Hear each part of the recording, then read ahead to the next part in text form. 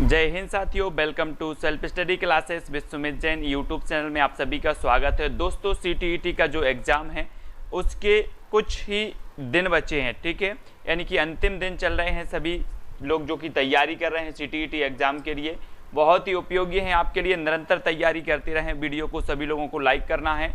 और आज का ये जो सेशन है वो स्टार्ट हो चुका है, ठीक है। आज हम फिर ईवीएस के कुछ महत्वपूर्ण प्रश्नों पर यहाँ पर चर्चा करने वाले हैं। सभी लोगों को सबसे पहले तो वीडियो को लाइक करना है, फिर वीडियो को शेयर भी कर देना है और सभी लोग एक के बाद एक प्रश्न का उत्तर बताते जाएंगे, ठीक है। तो स्टार्ट करेंगे दोस्तों आज का ये वीडियो।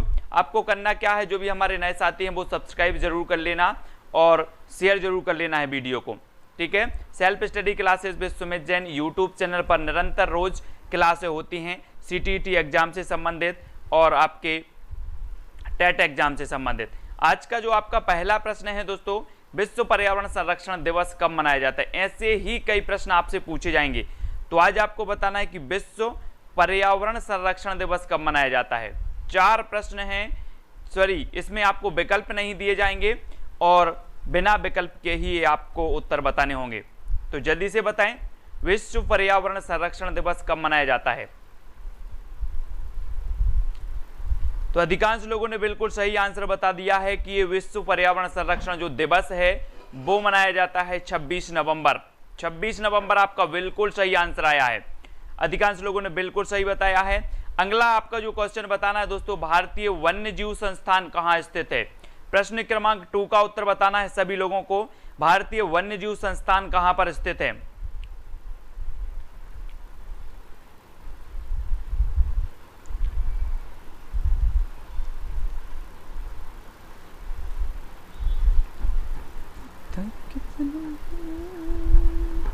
तो बिल्कुल राइट आंसर आया है देहरादून, ठीक है। भारतीय वन्य जीव जो संस्थान स्थित है वो है देहरादून में। पर्यावरण अनुसंधान संस्थान है नागपुर में। ये दोनों में कंफ्यूज होता है हमेशा, तो आपको याद रख लेना, पर्यावरण नागपुर और भारतीय वन्य जीव संस्थान देहरादून, इनको आपको याद रखना है। ध्वनि प्रदूषण मापने की इकाई क्या है। ध्वनि प्रदूषण के मापने की इकाई बताना है आपको। प्रश्न क्रमांक 3 का उत्तर बिल्कुल देहरादून राइट आंसर है और ध्वनि प्रदूषण मापने की इकाई हमें बताना है यहां पर।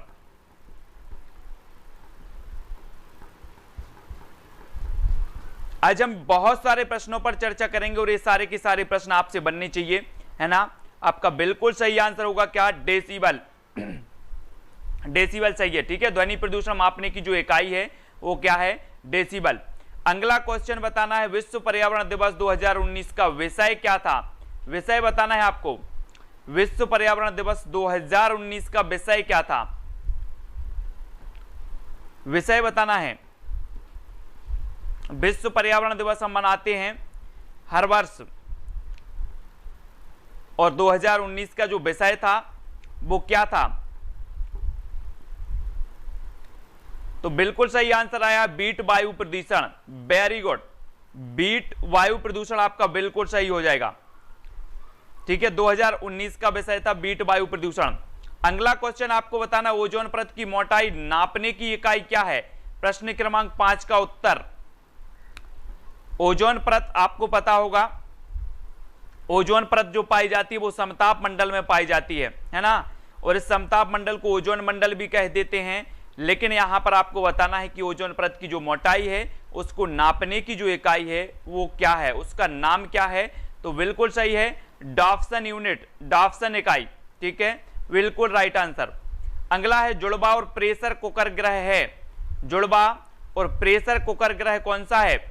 प्रश्न क्रमांक 6 का उत्तर बताना है आपको। जुड़वा और प्रेशर कुकर कौन सा ग्रह है।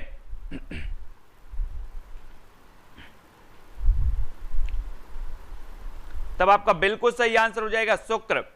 वेरी गुड, शुक्र आपका बिल्कुल सही है। जुड़वा और प्रेशर कुकर ग्रह जो कहा जाता है वो शुक्र ग्रह को कहा जाता है। सर्वाधिक भूकंप वाला देश कौन सा है। भूकंप आपको पता होगा,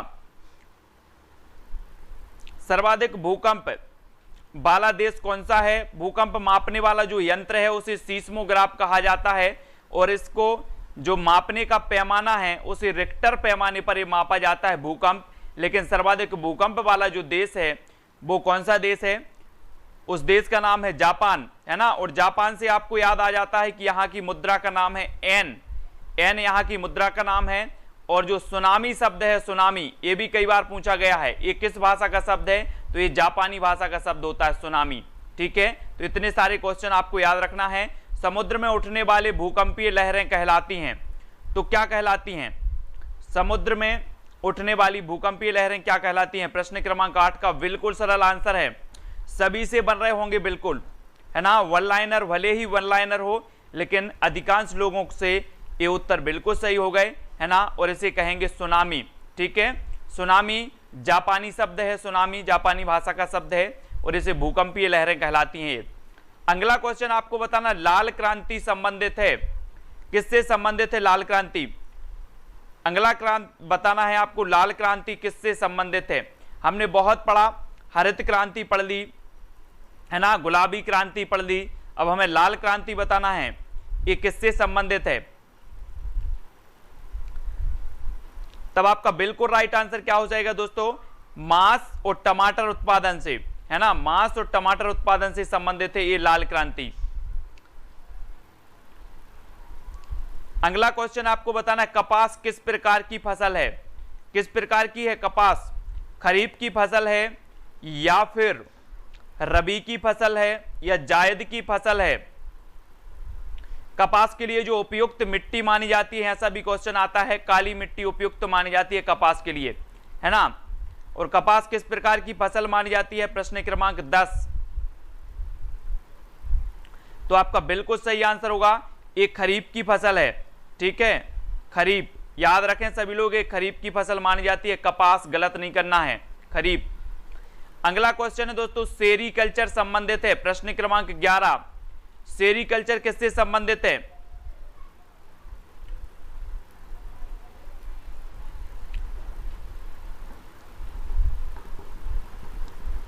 सेरीकल्चर संबंधित है आपका रेशम उत्पादन से। किससे संबंधित है? रेशम उत्पादन।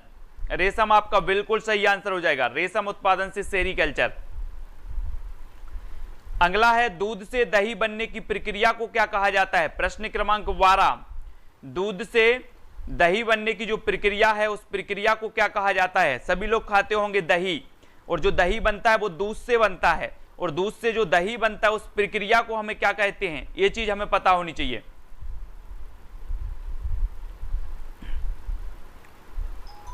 तो आपका बिल्कुल जो सही आंसर हो जाएगा दोस्तों, वो क्या हो जाएगा?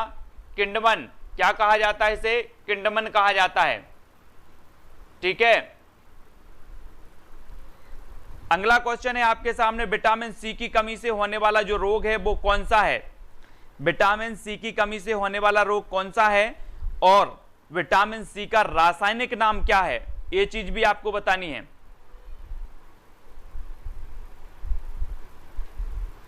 विटामिन सी का रासायनिक नाम क्या है? विटामिन सी की कमी से होने वाली जो बीमारी है उसका नाम क्या है?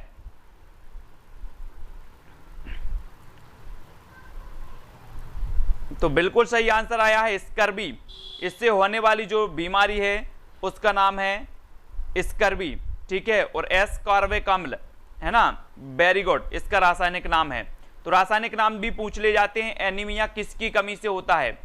एनीमिया जो रोग होता है वो किसकी कमी से होता है? प्रश्न क्रमांक 14 का उत्तर हमें बताना है। सभी लोग वीडियो को लाइक जरूर करेंगे। शाम 6:30 बजे इसी प्रकार ईबीएस की आपकी रोज कक्षाएं होंगी। एनीमिया किसकी कमी से होता है ये चीज भी आपको बतानी है।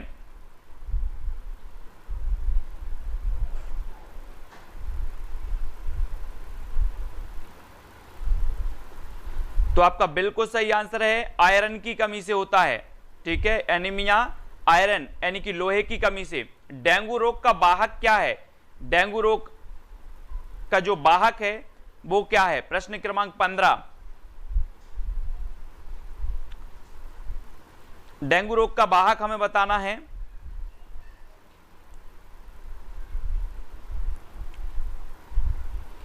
तब आपका बिल्कुल सही आंसर होगा एडीज मच्छर। एडीज जो मच्छर है, बिल्कुल सही, बहुत बढ़िया, अधिकांश लोगों ने बिल्कुल सही बताए हैं कि जो एडीज मच्छर है वो डेंगू रोग का वाहक माना जाता है। ठीक है, बिल्कुल राइट।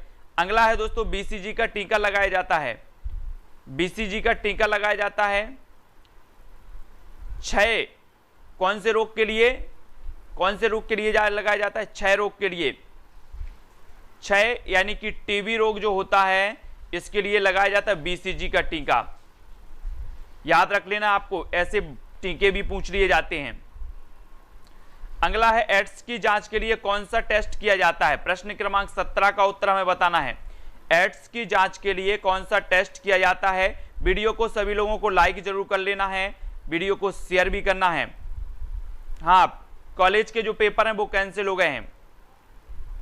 एड्स की जांच के लिए कौन सा टेस्ट किया जाता है? Very good, ELISA test. ELISA test बिल्कुल सही बताया आप लोगों ने।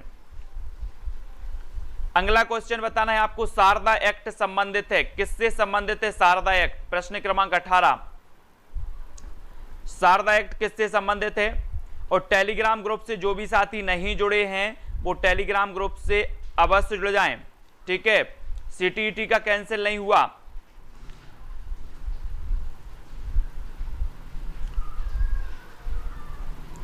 अगला क्वेश्चन है आपका, बाल विवाह से। शारदा एक्ट संबंधित है बाल विवाह से, ठीक है, वेरी गुड। जिस परिवार में मां बाप और उनके अविवाहित बच्चे रहते हैं वह परिवार कौन सा है? जिस परिवार में मां बाप और उनके अविवाहित बच्चे रहते हैं उस परिवार को क्या कहा जाता है? सभी लोगों ने पढ़ा है, परिवार पढ़ा है। जो टॉपिक है आपका परिवार और मित्र, और परिवार से आपने पढ़े हैं, उस परिवार को हम कहते हैं एकल परिवार। क्या कहा जाता है? एकल परिवार, ठीक है। जिस परिवार में मां बाप और उनके अविवाहित बच्चे हों वो एकल परिवार, और जिसमें दादा दादी मां बाप बच्चे ये सारे के सारे रहते हैं मिलकर उस संयुक्त परिवार है ना। कच्चे फलों को पकाने वाला जो हार्मोन्स है वो कौन सा है? 20 का आंसर बताना है आपको। कच्चे फलों को पकाने वाला हार्मोन्स कौन सा है? प्रश्न क्रमांक 20।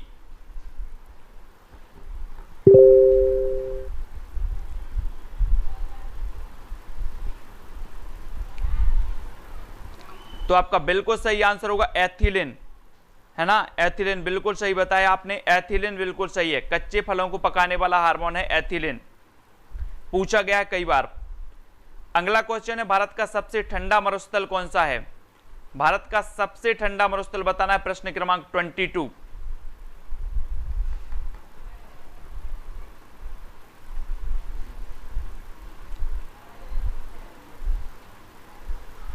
ठंडा मरुस्थल है लद्दाख। भारत का सबसे ठंडा मरुस्थल है लद्दाख। लद्दाख बिल्कुल सही बताया है। अगला क्वेश्चन देख लो, जबलपुर किस नदी के किनारे स्थित है? प्रश्न क्रमांक 23, है ना। मैं आपको बता दूं कि यहां पर एक जलप्रपात भी है, ठीक है, और ये जलप्रपात कौन सी नदी पर बना है? वही नदी के किनारे स्थित है Jabalpur. Very good answer, Narmada नदी, है ना। और नर्मदा नदी में यहां पर एक भेड़ाघाट जलप्रपात भी है जो कि विश्व का एकमात्र ऐसा जलप्रपात है जो संगमरमर की वादियों में बना है, ठीक है। ये भी याद रखना है। चंद्रयान मिशन 1 कब भेजा गया? प्रश्न क्रमांक 24। चंद्रयान मिशन जो 1 भेजा गया वो कब भेजा गया?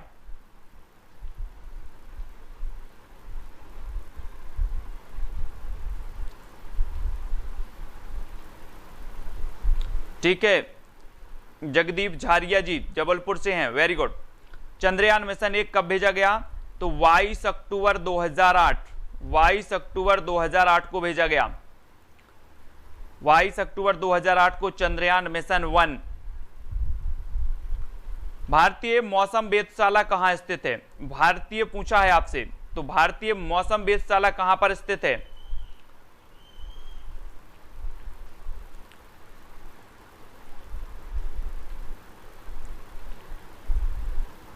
तब आपका राइट आंसर हो जाएगा दोस्तों पुणे। कहां पर स्थित है? पुणे में, वेरी गुड। भारतीय मौसम वेधशाला स्थित है पुणे में। विश्व मलेरिया दिवस कब मनाया जाता है? प्रश्न क्रमांक 26 का आंसर हमें बताना है। विश्व मलेरिया दिवस कब मनाया जाता है?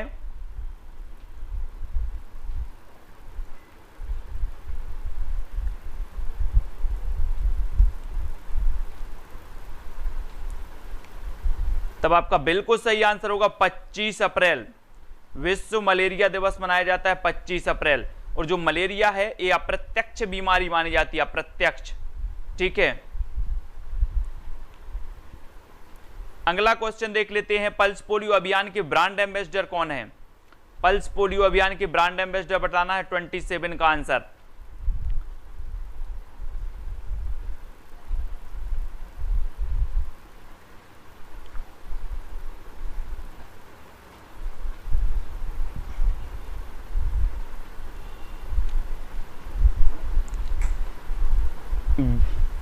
तो इसका सही उत्तर क्या है? अमिताभ बच्चन। पल्स पोलियो अभियान के ब्रांड एम्बेसडर हैं अमिताभ बच्चन जी। सबसे बड़ा प्राकृतिक बंदरगाह कौन सा है? आपने सुने होंगे, कांडला बंदरगाह है, विशाखापट्टनम बंदरगाह है, मुंबई है ना, ये सभी सुने हैं बंदरगाह है, लेकिन सबसे बड़ा प्राकृतिक बंदरगाह है आपको बताना है। तो कौन सा है सबसे बड़ा प्राकृतिक बंदरगाह है?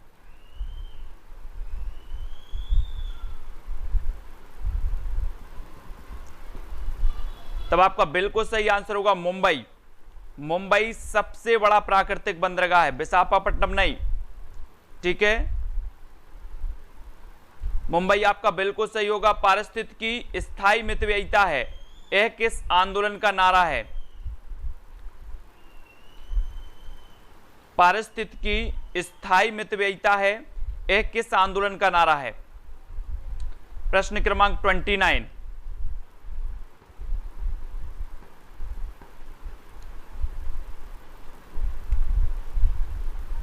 वेरी गुड, चिपको आंदोलन। चिपको आंदोलन का नारा है, चिपको आंदोलन से संबंधित थे सुंदरलाल बहुगुणा, है ना। इन्होंने एक पुस्तक लिखी थी, धरती की पुकार।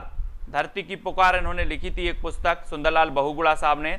और जो है ये चिपको आंदोलन से संबंधित थे सुंदरलाल बहुगुणा साहब। ओजोन गैस वायुमंडल की किस परत में पाई जाती है? ओजोन गैस बताना है, प्रश्न क्रमांक 30 का उत्तर। ये तो बिल्कुल सरल है। ओजोन गैस को जो नापने की इकाई है वो डाप्सन इकाई है। ठीक है, ओजोन गैस मैंने बताया है कि ये कौन से मंडल में पाई जाती है? समताप मंडल में पाई जाती है। ठीक है, समताप मंडल को ओजोन मंडल भी कहा जाता है ना। तो बिल्कुल राइट आंसर है समताप मंडल। ठीक है, सबसे निम्न तापमान किस मंडल का होता है? प्रश्न क्रमांक 31 का उत्तर हमें बताना है। सबसे जो निम्न तापमान होता है वो किस मंडल का होता है, यहां पर बताएं।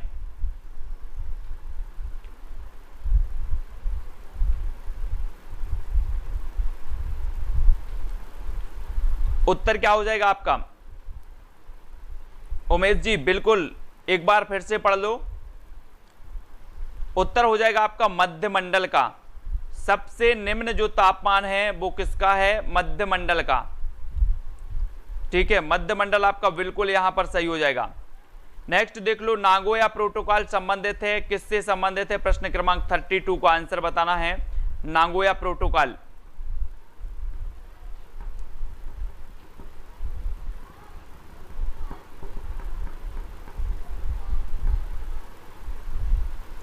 तो आपका बिल्कुल सही आंसर होगा जैव विविधता से।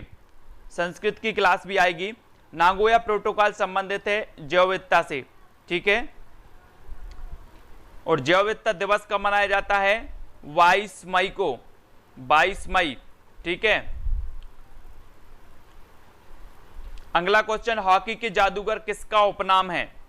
हॉकी के जादूगर 33 का आंसर, बिल्कुल सरल आंसर। हॉकी के जादूगर किसका उपनाम है?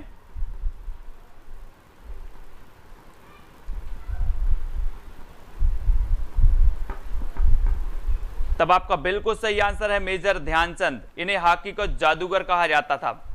बेसबॉल में कितने खिलाड़ी होते हैं? प्रश्न क्रमांक 34। बेसबॉल में बताना है आपको कितने खिलाड़ी होते हैं।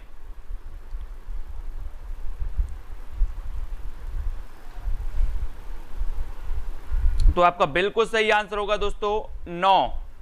ठीक है, कितने खिलाड़ी होते हैं बेसबॉल में? 9 खिलाड़ी होते हैं।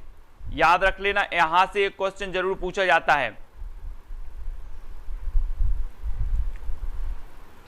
अगला देख लो, राष्ट्रीय खेल दिवस कब मनाया जाता है? प्रश्न क्रमांक 35। राष्ट्रीय खेल दिवस बताना है कब मनाया जाता है।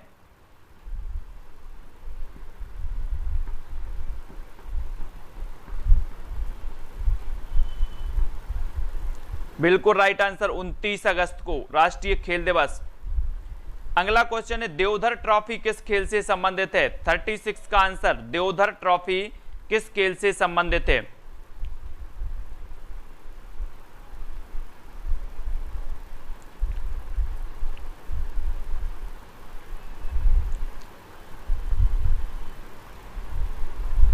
तब आपका राइट आंसर होगा क्रिकेट। देवधर ट्रॉफी संबंधित है क्रिकेट से। इलायची की पहाड़ी किस राज्य में है? इलायची का आपको बताना है किस राज्य में इलायची की। प्रश्न क्रमांक 37।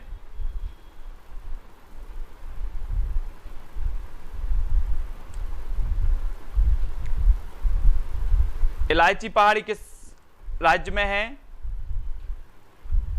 तो आपका बिल्कुल सही आंसर क्या होगा? केरल।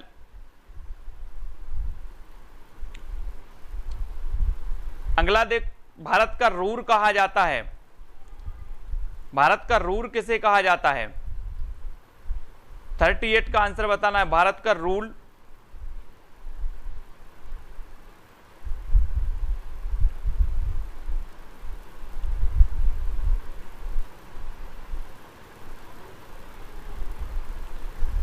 तब आपका राइट आंसर हो जाएगा छोटा नागपुर का पठार। ये जो छोटा नागपुर का पठार है इसे भारत का रूर कहा जाता है और इसकी जो सर्वोच्च चोटी है वो चोटी है पारसनाथ।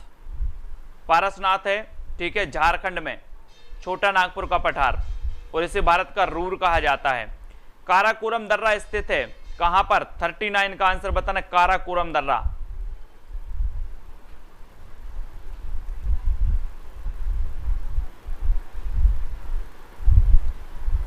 काराकोरम दर्रा कहां पर स्थित है?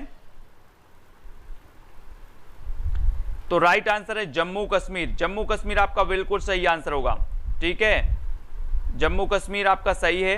काराकोरम दर्रा। माजुली द्वीप किस नदी में है? माजुली जो द्वीप है वो किस नदी में बना है? दोस्तों आपको पता होगा कि विश्व का सबसे बड़ा जो नदी द्वीप है वो है माजुली द्वीप। विश्व का सबसे बड़ा नदी द्वीप है माजुली द्वीप और ये किस नदी पर बना हुआ है ये चीज आपको बतानी है।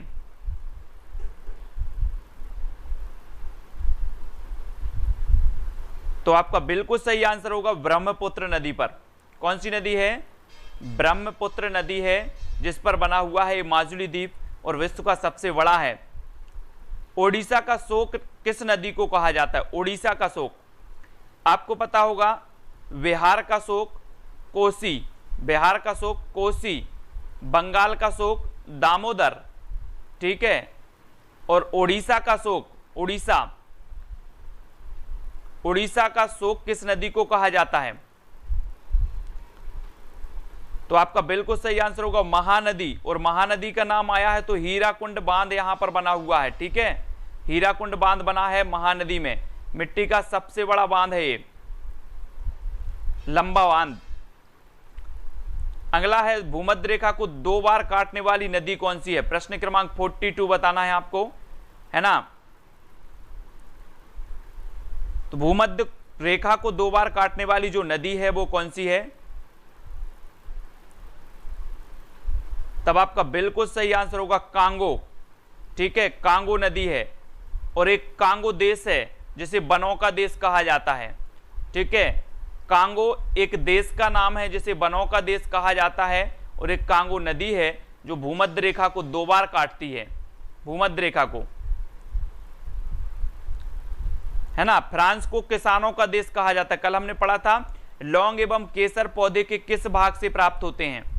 लौंग एवं केसर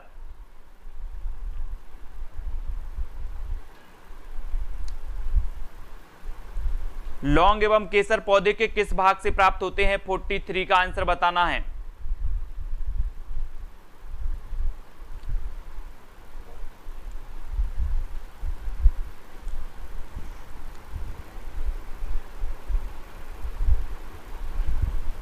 अगला क्वेश्चन देख लो आप, फूल से, है ना, फूल से प्राप्त होते हैं, बिल्कुल सही है। अगला है चमगादड़ स्तनधारी है क्योंकि वह, सभी को बताना है, 44, है ना। चमगादड़ जो है वो स्तनधारी है। क्यों है स्तनधारी? स्तनधारी मतलब क्या होता है? जो बच्चे पैदा करते हैं, है ना, अंडे नहीं देते, जो बच्चे पैदा करते हैं वो स्तनधारी कहलाते हैं, और चमगादड़ स्तनधारी है, ठीक है, क्योंकि वो बच्चे देती है। अगला है पौधों में जल का अधिग्रहण किसके द्वारा होता है? प्रश्न क्रमांक 45 का आंसर, पौधों में जल का अधिग्रहण किसके द्वारा होता है? तो आपका बिल्कुल सही आंसर होगा जाइलम। ये क्वेश्चन तो आपको याद रख लेना है, ठीक है। पौधों में जल का अधिग्रहण होता है जाइलम के द्वारा, और हमने पढ़ा है दोस्तों कि जो पौधे हैं वो प्रकाश संश्लेषण क्रिया के द्वारा अपना भोजन बनाते हैं, ठीक है, ये तो सभी लोगों ने पढ़ा है, जिसमें उसे कार्बन डाइऑक्साइड की आवश्यकता होती है, पानी की आवश्यकता होती है, सूर्य के प्रकाश की आवश्यकता होती है। लेकिन एक क्वेश्चन पूछा गया था कि इसका अंतिम उत्पाद क्या है, तो इसका जो अंतिम उत्पाद है वो क्या है? कार्बोहाइड्रेट। ये क्वेश्चन भी कई बार आया है, कार्बोहाइड्रेट इसका अंतिम उत्पाद माना जाता है, ठीक है। तो अगला क्वेश्चन आपको बताना है दोस्तों, वो क्या है कि परिवार के अध्ययन के लिए स्थान, कार्य और लोग का जो सूत्र स्थापित किया वो किसने किया? परिवार के अध्ययन के लिए, परिवार आपने कई प्रकार के पढ़े होंगे, संयुक्त परिवार, एकाकी परिवार, ये सभी पढ़े हैं, लेकिन परिवार के अध्ययन के लिए स्थान, कार्य और लोग का जो सूत्र स्थापित किया है वो किसने किया है? 46 का आंसर,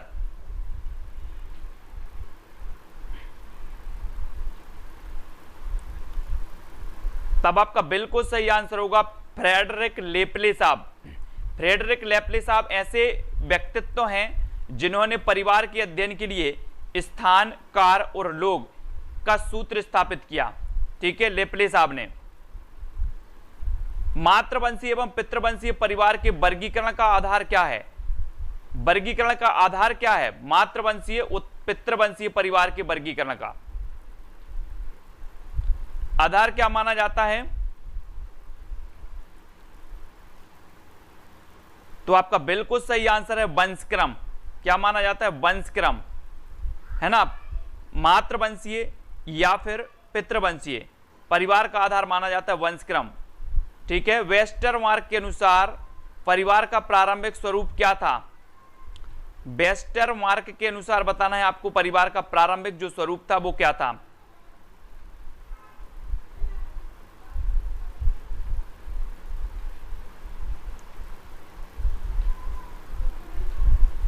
तब आपका बिल्कुल सही आंसर होगा पितृसत्तात्मक। वेस्टरमार्क के अनुसार परिवार का प्रारंभिक स्वरूप क्या था? पितृसत्तात्मक था, पितृसत्तात्मक। The death of the family के लेखक कौन है? प्रश्न क्रमांक 49, the death of the family के लेखक कौन माने जाते हैं?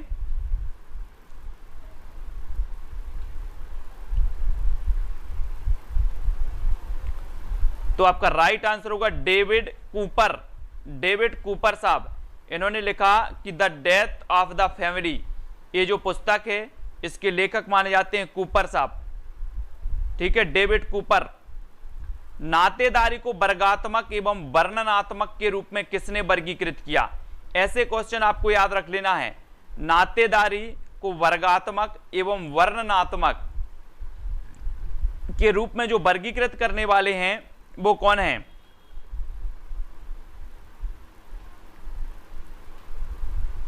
तब आपका बिल्कुल सही आंसर होगा एल.एच. मॉर्गन साहब। एल.एच. मॉर्गन, इन्होंने किया है वर्णात्मक और वर्गात्मक और वर्णात्मक रूप में। यह मत किसने प्रस्तुत किया कि सारे असंतोष का स्रोत परिवार है? ये क्वेश्चन भी बहुत बढ़िया है। अहमद किसने प्रस्तुत किया कि सारे असंतोष का जो स्रोत है, जो सारे असंतोष की जड़ है वो परिवार है?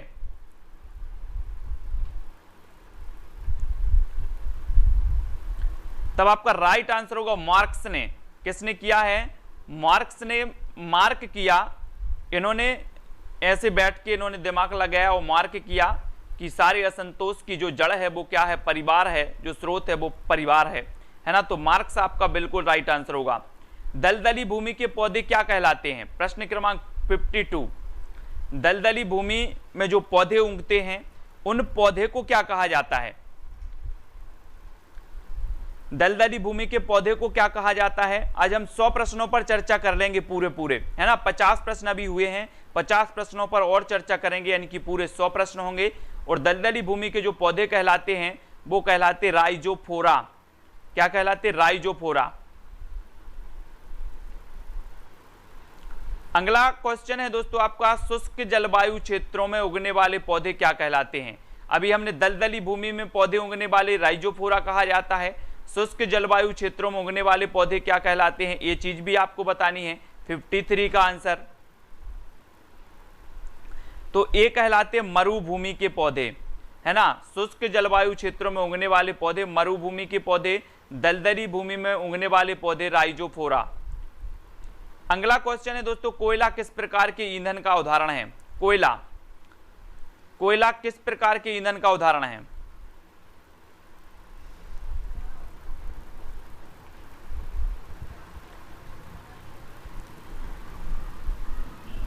तब आपका बिल्कुल सही आंसर होगा, कोयला जो है वो जीवाश्म ईंधन, है ना। जीवाश्म ईंधन का उदाहरण है कोयला, जीवाश्म। Very good. आयोडीन की कमी से कौन सा रोग होता है? कई बार एग्जाम में पूछा गया और जितने लोग भी देख रहे हैं सभी लोगों को पता होगा ये क्वेश्चन। आयोडीन की कमी से जो होने वाला रोग है वो रोग कौन सा है? और आपने बिल्कुल सही बताया है कि जो घेंगा रोग है ना, घेंगा या फिर गायटर रोग जिसे कहा जाता है, वो आयोडीन की कमी से होता है। चावल को पॉलिश करने में कौन सा विटामिन नष्ट होता है? चावल में सर्वाधिक कार्बोहाइड्रेट होता है और चावल में पॉलिश अगर कर दिया जाता है तो इससे कौन सा रोग है, कौन सा ऐसा विटामिन है जो कम हो जाता है? कौन सा विटामिन है ना। एमपी टेट वाले अगर साइंस पढ़ना चाहते हैं, क्योंकि आपकी जो पर्यावरण है इसमें साइंस के भी कुछ क्वेश्चन पूछ लिए जाएंगे, साइंस पढ़ना चाहते हैं तो 2:30 बजे क्लास स्टार्ट हो चुकी है। रोज 2:30 बजे साइंस की क्लास लगने वाली है, ठीक है। तो जो भी साथी साइंस पढ़ना चाहते हैं वो 2:30 बजे। चावल को पॉलिश करने में कौन सा विटामिन नष्ट हो जाता है? तो विटामिन B1 जिसका रासायनिक नाम है थायमिन। अगर आपसे पूछा जाए कि B1 का रासायनिक, विटामिन बी का जो रासायनिक नाम है B1 का थायमिन है, और विटामिन B1 जो है वो नष्ट हो जाता है चावल को पॉलिश करने में, और सर्वाधिक कार्बोहाइड्रेट पाया जाता है तो वो चावल में पाया जाता है। दूध में पाई जाने वाली शर्करा को कहा जाता है, क्या कहा जाता है? 57 का आंसर बताना है। दूध में पाई जाने वाली जो शर्करा है उसे क्या कहा जाता है?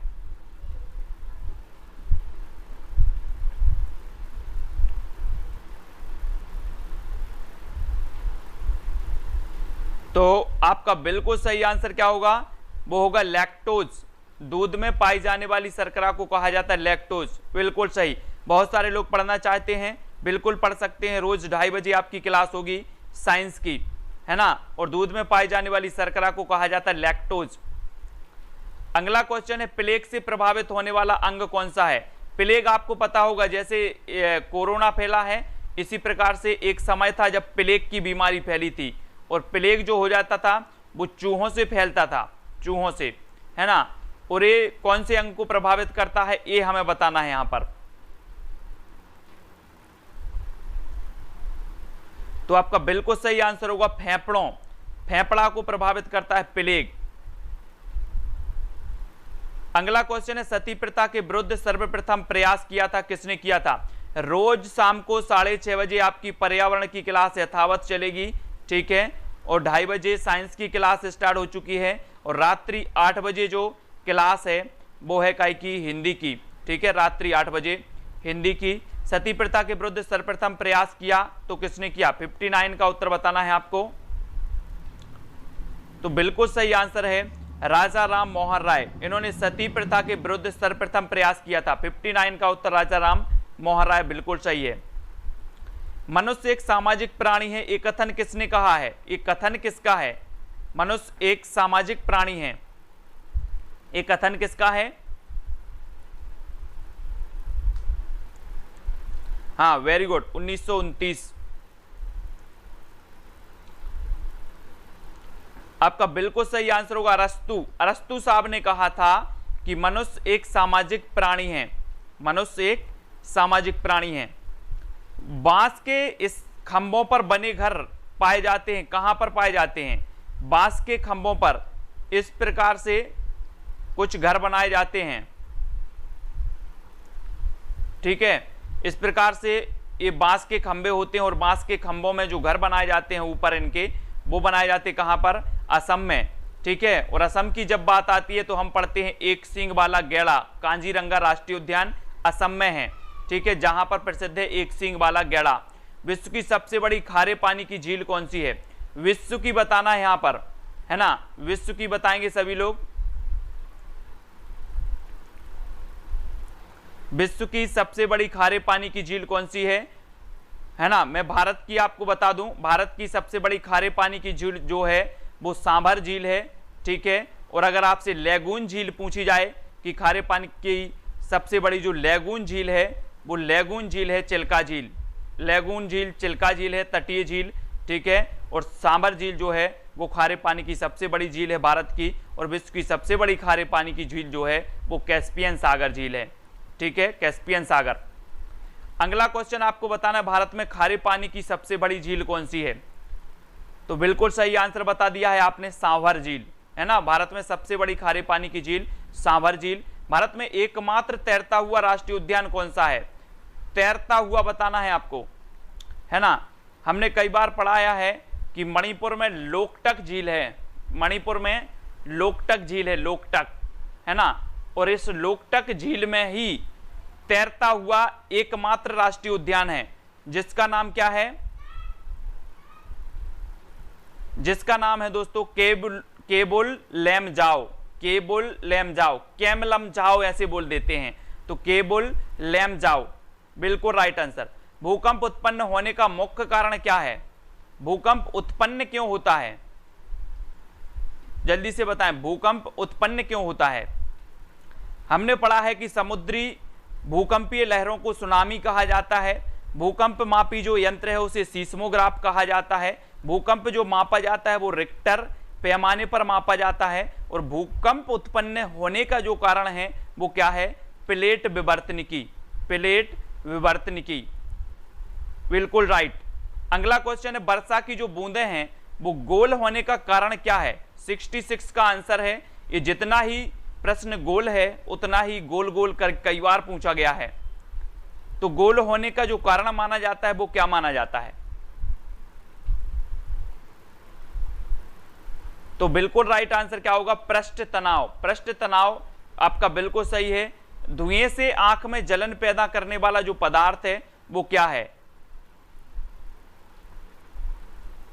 धुएं से आंख में जलन पैदा करने वाला जो पदार्थ है वो कौन सा है? 67 का आंसर।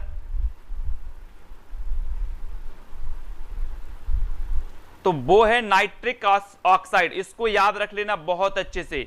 नाइट्रिक ऑक्साइड जो है धुएं में जलन पैदा करने वाला, जलन पैदा करने वाला, थोड़ा सा अच्छे से पढ़ लेना। जलन पैदा करने वाला जो पदार्थ है वो नाइट्रिक ऑक्साइड है। पर्यावरण शिक्षण में क्षेत्र भ्रमण का मुख्य उद्देश्य क्या होता है? पर्यावरण शिक्षण में क्षेत्र भ्रमण का मुख्य उद्देश्य क्या होता है? क्षेत्र भ्रमण पर ले जाते होंगे, आप देखते होंगे स्कूलों में कि क्षेत्र भ्रमण पर बच्चों को क्षेत्र भ्रमण पर ले जाते हैं। इसका उद्देश्य क्या होता है? तब आपका बिल्कुल सही आंसर होगा प्रत्यक्ष अनुभव। बालक को प्रत्यक्ष अनुभव कराने के लिए ये क्षेत्रों का भ्रमण करवाते हैं। बिल्कुल बिल्कुल सही आंसर, ठीक है। सतत एवं व्यापक मूल्यांकन की एक तकनीक जो है वो तकनीक कौन सी है? निदानात्मक मूल्यांकन, ठीक है। निदानात्मक मूल्यांकन आपका बिल्कुल सही है। अगला क्वेश्चन देखो, प्राथमिक स्तर पर शिक्षार्थियों का आकलन करने का सर्वश्रेष्ठ तरीका क्या है? प्राथमिक स्तर पर आपको बताना है, अगर आप पढ़ाने जा रहे हैं कहीं तो प्राथमिक स्तर पर आपको बताना है कि शिक्षार्थियों का आपको आकलन करना है ना। तो इसका सर्वश्रेष्ठ तरीका क्या होगा?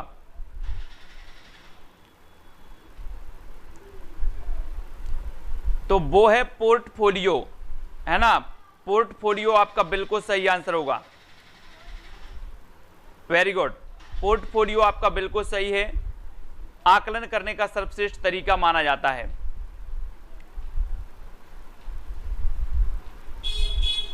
अगला क्वेश्चन है वन महोत्सव दिवस कब मनाया जाता है? वन महोत्सव दिवस 71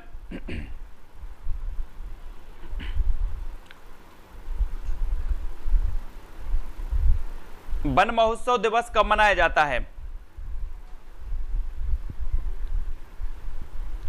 तो आपका बिल्कुल सही आंसर होगा 1 जुलाई। ठीक है, वन महोत्सव दिवस मनाया जाता है 1 जुलाई। हाँ, वेरी गुड। 1 से 7 जुलाई है ना, वो सप्ताह होगा।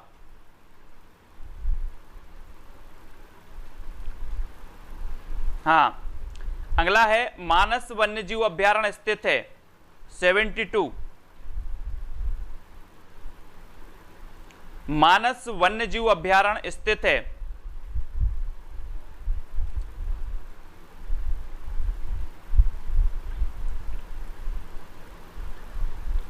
राइट आंसर क्या है? असम है ना। मानस जो वन्यजीव अभयारण्य है वो असम में है, कांजीरांगा भी असम में है। किस विटामिन की कमी से रक्त का थक्का नहीं जमता? किस विटामिन की कमी से रक्त का थक्का नहीं जमता? कौन सा विटामिन है? प्रश्न क्रमांक 73। उस विटामिन का नाम क्या है? बिल्कुल राइट आंसर विटामिन के। प्रोटीन का सर्वोत्कृष्ट स्रोत क्या है? प्रोटीन का 74 का आंसर बताना है।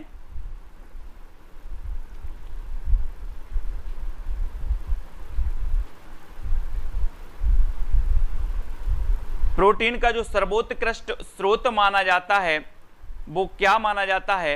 वो माना जाता है सोयाबीन, है ना। सोयाबीन, इसमें जो प्रोटीन है वो उसकी मात्रा कितनी होती है? ये भी जल्दी जल्दी से बता दो सभी लोग। प्रोटीन का सर्वोत्कृष्ट स्रोत सोयाबीन।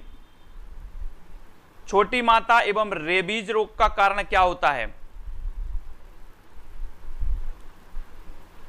छोटी माता एवं रेबीज रोग का कारण क्या होता है?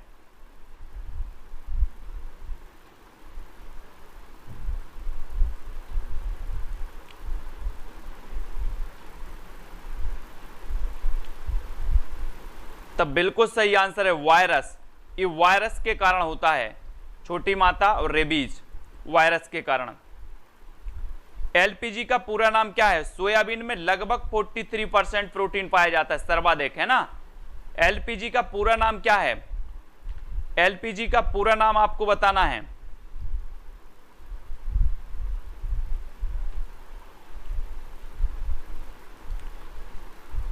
तब आपका बिल्कुल सही आंसर होगा लिक्विफाइड पेट्रोलियम गैस, है ना।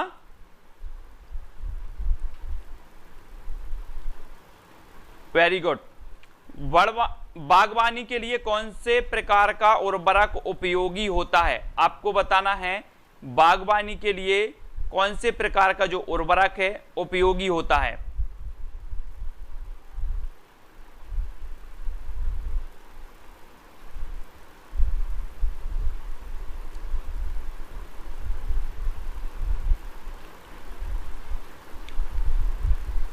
तब आपका बिल्कुल सही आंसर होगा वर्मी कंपोस्ट, है ना। और वर्मी जो कल्चर होता है, वर्मी कल्चर, ये केंचुआ उत्पादन के लिए जाना जाता है, वर्मी कल्चर। और जो वर्मी कंपोस्ट होता है ये बागवानी के लिए उर्वरक जो है उपयोगी माना जाता है। अगला क्वेश्चन, हॉर्टिकल्चर किससे संबंधित है? हॉर्टिकल्चर आपको बताना है ना।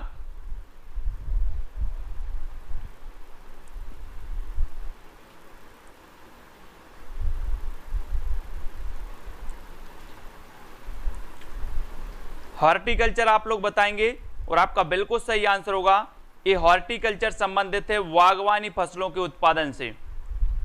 बागवानी फसलों के उत्पादन से संबंधित है हॉर्टिकल्चर। भूरी क्रांति किससे संबंधित है? 79 का उत्तर भूरी क्रांति। अभी हमने लाल पढ़ ली, गुलाबी पढ़ ली, हरित क्रांति पढ़ ली, ये सारी क्रांतियां पढ़ ली, लेकिन अब आपको बतानी है कि जो भूरी क्रांति है ये उर्वरक उत्पादन से संबंधित है। रबी फसल की बुआई की जाती है, कब की जाती है? रबी की फसल आपको याद रख लेनी है, खरीफ की फसल याद रख लेनी है, ठीक है। अभी जो बरसात में बोई जाती है वो खरीफ की फसल है, और जो आपकी लगभग ठंड के आसपास बोई जाती है वो रबी की फसल है ना। तो अक्टूबर नवंबर रबी की फसल बोई जाती है, अक्टूबर नवंबर में। किस महाद्वीप में एक भी ज्वालामुखी नहीं है? प्रश्न क्रमांक 81। ऐसा महाद्वीप कौन सा है जिसमें एक भी ज्वालामुखी नहीं है?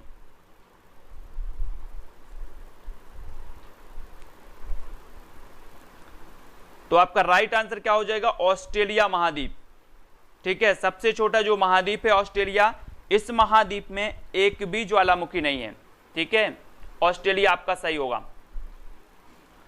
अगला क्वेश्चन देख लो, वायुमंडल की सबसे निचली परत कौन सी है? वायुमंडल की सबसे निचली परत कौन सी है और कौन सी परत में मौसम संबंधी घटनाएं जो होती हैं वो कौन सी परत में होती है मौसम संबंधी?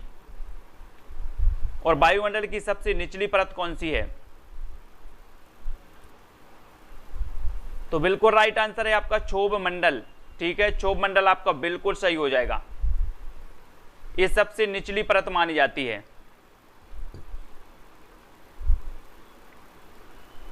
मक्का किस प्रकार की फसल है? मक्का, मक्का आपको बताना है, मक्का किस प्रकार की फसल है?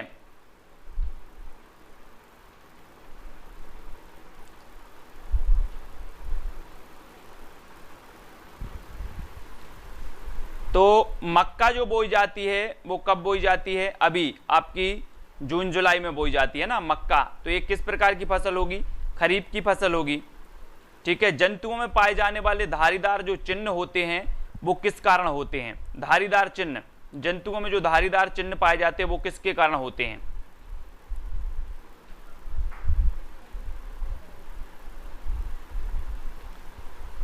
तब आपका बिल्कुल सही आंसर होगा जलवायु के कारण। जंतुओं में पाए जाने वाले जो धारीदार चिन्ह होते हैं वो होते हैं जलवायु के कारण। विटामिन शब्द किसने दिया? विटामिन जो शब्द है वो किसने दिया था? विटामिन शब्द किसने दिया? दो क्वेश्चन बनते हैं, एक विटामिन की खोज किसने की और विटामिन शब्द किसने दिया। ये दो क्वेश्चन में सभी लोगों को कंफ्यूज रहता है ना। विटामिन जो शब्द दिया है वो दिया है फंक ने। ठीक है, लेकिन विटामिन की खोज करने वाले जो है वो कौन है? जल्दी से बताएंगे सभी लोग।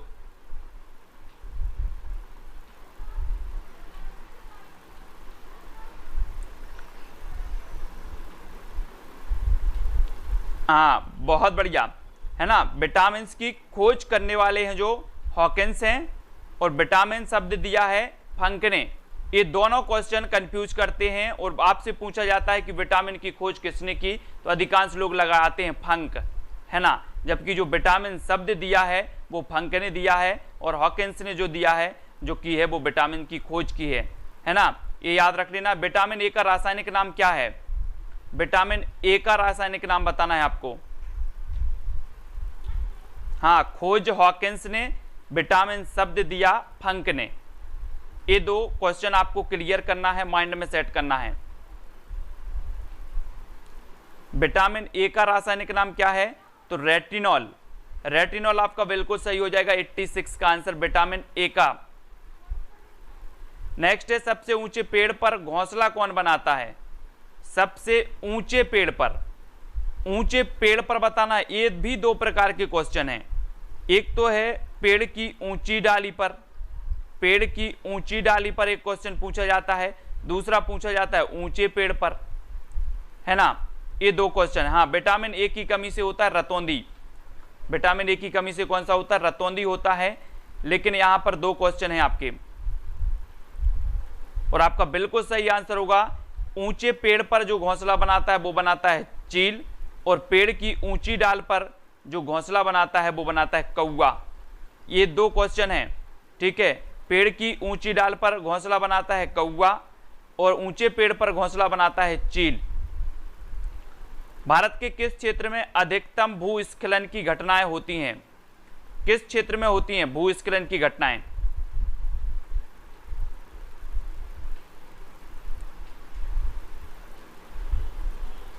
तब आपका बिल्कुल सही आंसर होगा हिमालयी क्षेत्र में। ठीक है, हिमालयी क्षेत्र आपका सही है। नेक्स्ट है, दूधराज किस प्रदेश का राज पक्षी है? दूधराज बताना है, ये किस प्रदेश का राजकीय पक्षी है दूधराज?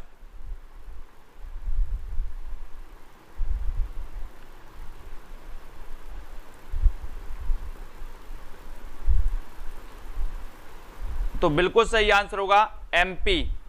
ठीक है, एमपी का। पर्यावरण अनुसंधान संस्थान कहां पर स्थित है?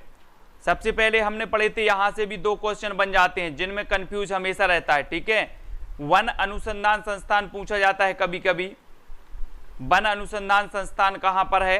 तो आप लगा देते हैं कहां पर? देहरादून। ठीक है, वैसे ही पूछा जाता है पर्यावरण अनुसंधान संस्थान, तो आप लोग प्रश्न को नहीं समझते और लगा देते हो सीधे देहरादून। ठीक है, लेकिन अब नहीं लगाना है ललिता राठौर जी। पर्यावरण अनुसंधान संस्थान जो है वो कहाँ पर है? नागपुर में। ठीक है, और वन अनुसंधान संस्थान जो है वो है देहरादून में। ठीक है, वन अनुसंधान संस्थान देहरादून, पर्यावरण अनुसंधान संस्थान नागपुर। ये 2 क्वेश्चन आपको कंफ्यूज करते हैं हमेशा।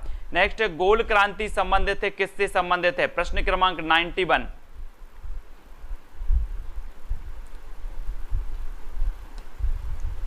गोल क्रांति किससे संबंधित है?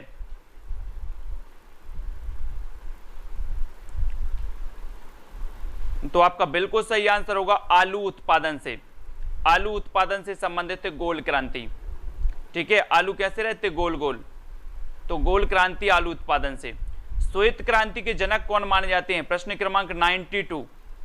श्वेत क्रांति के जनक हमें बताना है। सबसे पहली बात तो जो श्वेत क्रांति है वो दुग्ध उत्पादन से संबंधित है। दुग्ध उत्पादन से संबंधित श्वेत क्रांति है।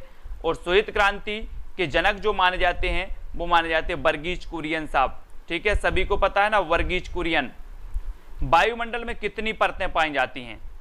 वायुमंडल में कितनी परतें पाई जाती है? अभी हमने पढ़ा था कि वायुमंडल की सबसे निचली परत जो है वो क्षोभ मंडल है, उसे क्षोभ मंडल कहा जाता है। और सबसे ऊपर की जो परत है उसे बहिर मंडल कहा जाता है। ठीक है, बहिर मंडल कहा जाता है ना। लेकिन वायुमंडल में कितनी परतें हैं ये अगर पूछा जाए तो आपको उत्तर लगाना है 5 परतें। ठीक है, 5 आपका बिल्कुल सही होगा। विश्व का सबसे ऊंचा ज्वालामुखी कौन सा है? प्रश्न क्रमांक 94 का आपको बताना है विश्व का सबसे ऊंचा जो ज्वालामुखी है वो कौन सा है?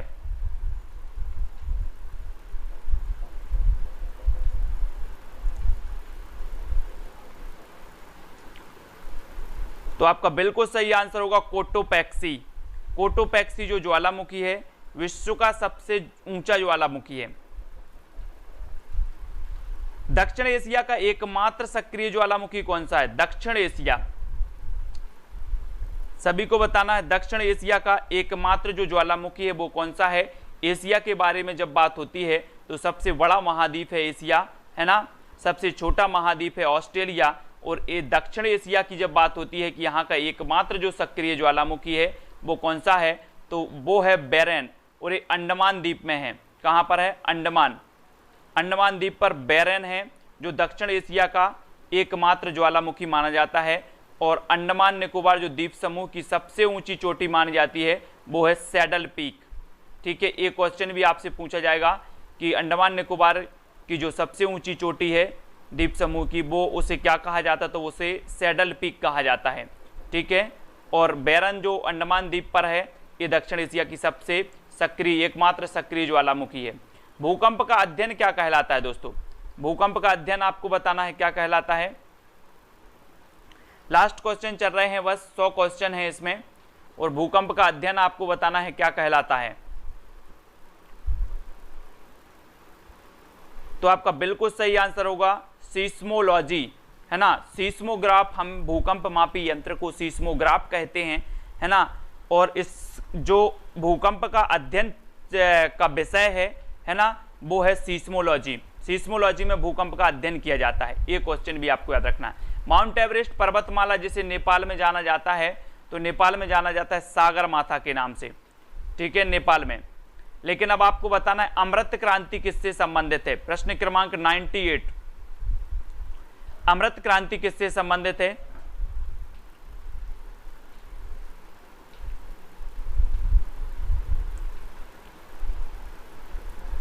तब आपका बिल्कुल सही आंसर क्या होगा दोस्तों? नदी जोड़ो परियोजना। नदी जोड़ो परियोजना से संबंधित है, बिल्कुल राइट आंसर। ये अमृत क्रांति जो है ये नदी जोड़ो परियोजना से संबंधित है। अगला क्वेश्चन है, वाहनों में प्रयुक्त होने वाली प्राकृतिक गैस जो न्यूनतम पर्यावरण प्रदूषण करती है वो कौन सी है? 99।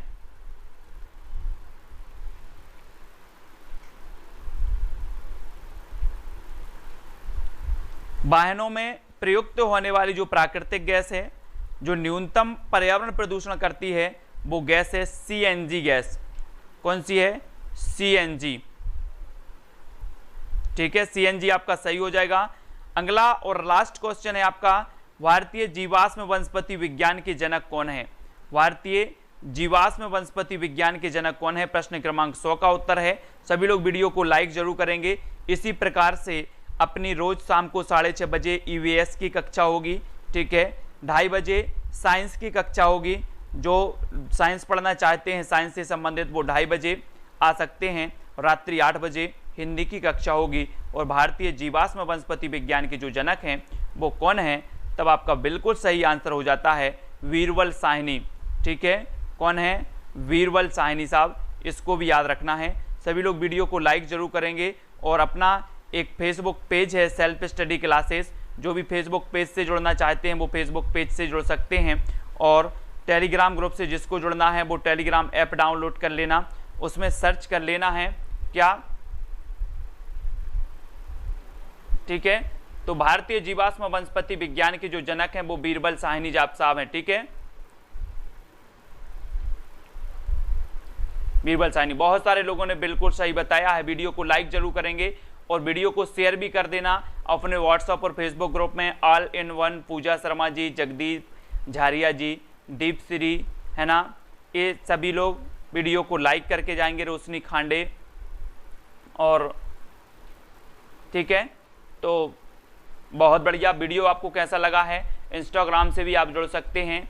और एमपी टेट की एग्ज़ाम की जो तैयारी कर रहे हैं, सितंबर में आपका एग्ज़ाम होने वाला है, तो निरंतर तैयारी को बनाए रखें। रीट एग्ज़ाम वाले और सीटीईटी एग्ज़ाम की तो 5 जुलाई डेट है ही, अभी कोई इसमें बदलाव नहीं हुआ है। ठीक है, तो इनका भी तो एग्ज़ाम आने वाला है सीटीईटी का, तो इनकी जो तैयारी है वो बहुत अच्छी होनी चाहिए, है ना। रवि जी, ललिता जी, सभी के लिए बहुत बहुत धन्यवाद। सभी लोग वीडियो को लाइक करके शेयर अवश्य करें। आज के वीडियो के लिए इतना ही। जय हिंद,